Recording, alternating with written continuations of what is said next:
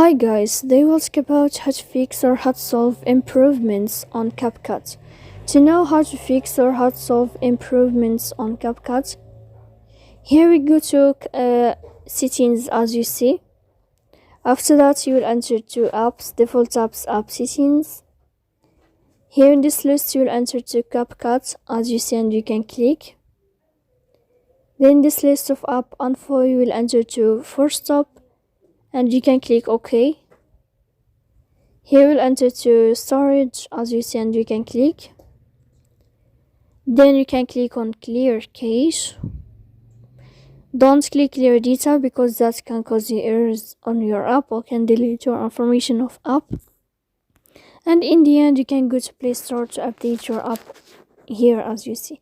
So please don't forget to support us by like and subscribe. See you next time in another video.